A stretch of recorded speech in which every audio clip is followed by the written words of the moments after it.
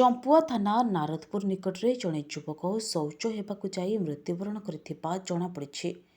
ଖବର ଅନୁଯାୟୀ ଚମ୍ପୁଆ ଥାନା ମୁକୁନ୍ଦପୁର ଗ୍ରାମର ଅଶୋକ ପାରିକ ନାମକ ଜଣେ ଯୁବକ ଶୌଚ ହେବାକୁ ଯାଇଥିବା ସମୟରେ ନାରଦପୁରରୁ ଘରକୁ ଫେରୁଥିବା ବେଳେ ରାସ୍ତା କଡ଼ ଗଡ଼ିଆରେ ମୃତ୍ୟୁବରଣ କରିଥିଲେ।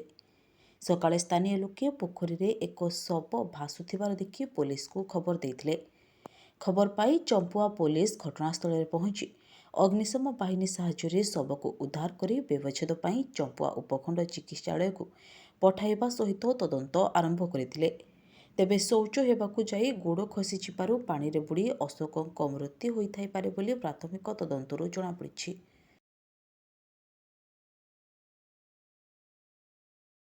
ଯୋଡ଼ାରୁ ଭଗବାନ ଗିରିଙ୍କ ରିପୋର୍ଟ, ଉତ୍ସର୍ଗ ଖବର।